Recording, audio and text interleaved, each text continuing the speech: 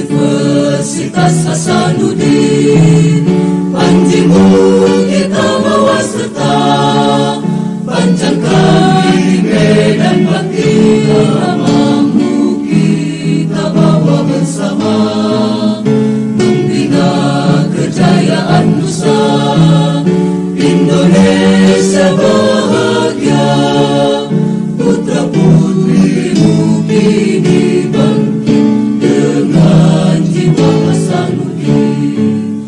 Gerakan kami padamu negeri, izinkan kami bagimu pertiwi, alma mater Universitas Hasanuddin. Oke. Teman-teman sekalian, pelakita.id mendapat kesempatan bertemu bertatap muka via Zoom dengan kanda saya, Profesor Dr. Amran Saru ST MSI, ya, Prof ya? Iya. Gelarnya di, ya. Betul. Beliau salah seorang, saya kira sarjana ilmu dan teknologi kelautan yang saat ini menjadi kepala program magister pengelolaan sumber daya pesisir terpadu. Iya. Apa kabar Prof? Sehat-sehat? Alhamdulillah baik, sehat walafiat. Semoga Pak Komardio demikian. Iya. Saya membaca flyernya tentang penerimaan calon mahasiswa magister pengelolaan sumber daya pesisir terpadu. Ini menarik Prof, dan karena itu juga mengapa saya mengundang Zoom. Prof, ini magister sejak kapan berdiri dan mengapa menjadi penting untuk Unhas dirikan? Baik, terima kasih. Jadi program studi pengelolaan sumber daya pesisir terpadu ini adalah program studi yang sifatnya multidisiplin. Jadi awal berdirinya itu tahun 2014, merupakan mandatori dari Dikti. Jadi Unhas diharapkan membentuk program studi ini pada tahun 2014 itu. Setelah berlangsung selama 2 tahun, kita melakukan akreditasi pada tahun 2016 dan itu sudah akreditasi B. Nah, di program studi ini sangat penting untuk diadakan Universitas Hasanuddin karena mengingat Indonesia ini adalah suatu benua maritim yang punya laut yang begitu luas dengan begitu banyak suku bangsa yang berada di wilayah pesisir, sehingga perlu suatu penataan ruang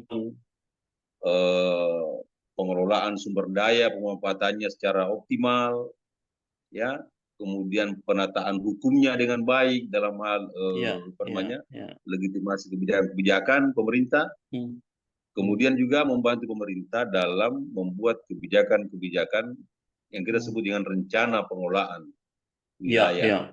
Wilayah pesisir dulu itu kan hanya di wilayah daratan. Sekarang sudah kita padukan antara renstra daratan dengan renstra pesisir dengan hadirnya program studi ini. Itu barangkali yang penting. Dan program studi ini saat ini berada di Pascasarjana, Fakultas Pascasarjana, salah satu program studi yang mengelola tentang lingkungan hidup, khususnya wilayah pesisir dan laut. Nah, Unhas mengangkat program studi ini berharap sebagai rujukan pada tahun 2030 nanti di seluruh program studi yang ada di Indonesia. Kita berharap seperti itu. Misi utamanya adalah bagaimana melakukan pengelolaan secara global di wilayah pesisir. Yang kedua, melakukan penelitian dan pengabdian kepada masyarakat, khususnya untuk pengelolaan wilayah pesisir terpadu. Dan yang ketiga itu menjalin kerjasama oleh siapa saja, baik pemerintah daerah, pengusaha atau lembaga lain yang ingin melakukan kajian penelitian di wilayah pesisir. Kita akan bantu itu. Berarti kalau misalnya Prof ini kerjasama dengan pemerintah daerah misalnya ya, itu berarti yang saya tadi langsung bayangkan adalah bahwa mungkin saja kelas magister ini itu akan bekerja sama dengan Pemda begitu ya? sama kuliah begitu, ASN-nya Iya, begitu ya, misalnya ya. iya, iya. Jadi mengenai mengenai perkuliahan, kerjasama yang ada beberapa bentuk ya. Kalau sudah MOU dari universitas dengan Pemda, maka semua hal bisa dilakukan, baik Oke, oke, membantu oke. Pemda untuk melakukan eksploitasi di daerahnya atau penataan area tertentu di wilayahnya, misalnya penataan ruang kawasan konservasi, itu bisa Iya, kita lakukan iya, bersama dengan iya. Pemda. Selain itu, kerjasama lain dalam hal pengembangan sumber daya manusianya. Jadi kita membuka peluang untuk melakukan pengembangan pendidikan dari S1 menjadi S2. Ya Iya. contoh kemarin sudah Semarat itu ada 5 orang ya yang ikut, sudah Sulbar selesai ya? semua. Ya Oke, Sumbar. oke. Jadi di situ kita berikan kesempatan kepada mereka untuk kuliah sesuai dengan bidangnya masing-masing. Karena ini kan multidisiplin. Jadi dia dari sastra, dia dari hukum, sosial, ekonomi, apalagi dari kelautan perikanan. Ya, ya, Kita ya. akan membantu Multidisiplin ya, ya, karena misalnya ya sosial, ekonomi, multidisiplin. ekologinya itu Ya, multidisiplin gitu ya, Prof ya. ya. Oke, Nah, Prof. Ini kan sejak tinjauan itu 2014 berdiri, sudah eksis begitu ya. Sejauh ini sudah ya, berapa lulusannya, luarannya? sudah dalam rata-rata setiap tahun kita meluluskan 1 sampai 3 orang per satu kali wisuda ya dalam setahun sampai ya 10 orang per tahun. Jadi kalau dari 2014 itu sampai sekarang sudah ada 10 tahun, berarti sudah cukup banyak alumni yang keluar. Dan alumni yang keluar ini kan rata-rata masih bekerja sebagai pegawai negeri, baik Oke, dia oke. staf Pemda maupun dosen di perguruan tinggi. Itu yang keluar sampai saat ini. Dan semua alumni kita terserap dengan baik di perguruan tinggi. Jadi Iya, semua iya, iya. kerja yang ada. Ya. Iya, jadi Itu alumni tadi itu yang bisa bisa membantu misalnya Pemda menyusun perencanaan, menyusun kebijakan, pendataan, analisis. Apalagi sekarang Prof, ini kan banyak ya yang Pemda yang atau perusahaan-perusahaan di daerah yang butuh apa namanya itu RKPPL ya apa? RKPL ya, yang perencanaan itu yang rencana izin-izinnya pengembangan itu. wilayah. Ya, Iya, ya, ya, ya. iya. Oke, Prof, ini tapi kembali ke tadi jumlah luaran ini sudah tersebar kemana saja? Di seluruh wilayah Indonesia ini sudah tersebar. Oke, Jadi oke. di seluruh wilayah Indonesia. Nah, kemudian tadi mengenai perkuliahan, kita punya kebijakan yang agak lain dari yang terdahulu sejak belajar dari adanya COVID dulu. Iya. Jadi akhirnya kita membuka peluang kuliah hibrid. Jadi kuliah daring Oh, bisa kita lakukan. Jadi mahasiswa tidak perlu datang ke kampus, ya. Mungkin pada saat-saat tertentu mau ujian baru iya, datang. iya. Di Oke, seperti oke. saat Lebih ini mudah ya, sudah ada Prof, ya? yang sudah kena Lebih COVID. mudah ya, online Ya, ya. Hmm, ya online kuliahnya sekarang. Dan dosennya sudah mengerti itu, mengajukan oke. judul, kuliah, penelitian di tempatnya masing-masing. Nanti Hmm, datanya hmm. dikirim setiap setiap saat berkala ke pembimbingnya, diperiksa, dikembalikan lagi. Kalau mau ujian baru hadir di kampus. Nah, itu Hmm. kemudahan yang lain mengenai jurnal internasional dulu kan ada. Sekarang tidak lagi menjadi harus terbit. Kalau sudah disubmit sudah bisa ujian Hmm. hasil ya, Hmm. dan kalau sudah ada review nanti pembimbing yang Iya, lanjutkan, tidak harus terbit iya, baru keluar. Nah, kemudian iya, yang iya. lain di persyaratan TOEFL kan ada juga persyaratan TOEFL itu di pasca sarjana. Betul ya. Nah, kita Hmm. bisa, ya itu sudah kita bisa mudahkan semua ya, karena kita anggap bahwa ini bukan sesuatu yang menjadi prasyarat yang penting untuk keluarnya satu magister. Ya, Iya, cukup dengan ilmunya saja. iya, Nah, terkait iya, dengan iya.